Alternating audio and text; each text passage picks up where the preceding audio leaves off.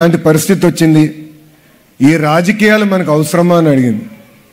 కానీ ఎప్పుడైతే మీరందరూ వచ్చి మాకు అండగా నిలబడ్డారు, హైదరాబాద్లో మీరందరూ చూస్తుంటారు గ్రాటిట్యూడ్ కాన్సర్ట్, 45,000 మంది వచ్చి ఆ రోజు మనకు అండగా నిలబడ్డారే. ఆ రోజే నేను చెప్పా బ్రహ్మణికి, దిస్ ఈజ్ వర్త్ డూయింగ్.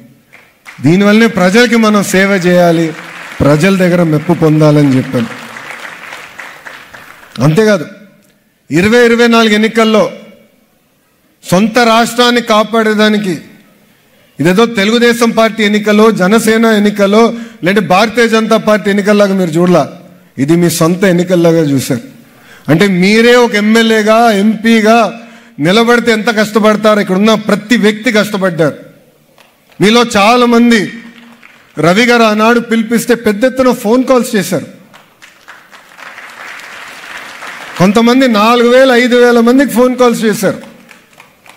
కొంతమంది పనులను ఆపేసుకుని తిరిగి మీ నియోజకవర్గం అంటే జన్మించిన నియోజకవర్గానికి వెళ్ళి అక్కడ ఎమ్మెల్యే ఎవరో పట్టించుకోలేదు, ఎంపీ ఎవరో మీరు పట్టించుకోలేదు, కూటమి గెలిపించాలని అహర్నిశలు కష్టపడ్డారే. దాని ఫలితమే 94% సీట్లు ఈరోజు కూటమి ప్రభుత్వం గెలిచింది. గెలుస్తోంది నాకు తెలుసు, డేటా చూసినప్పుడు గెలుస్తోంది తెలుసు. కానీ ఇలాంటి వేవ్ వస్తుందని ఏనాడు మేము ఊహించలేదు. దాని వెనకాల ఇక్కడ ఉన్న ప్రతి వ్యక్తి కష్టం ఉందని ఈ సభాముఖంగా మీ అందరికీ నేను తెలియజేస్తున్నాను.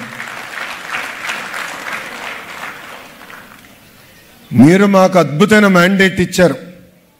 50 మంది శాసనసభ్యులు ఫస్ట్ టైమర్స్, దాంట్లో నేను కూడా ఫస్ట్ టైమర్ని. 25 మంత్రుల్లో 17 మంది మంత్రులు ఫస్ట్ టైమర్స్. అంటే ఒక కసితో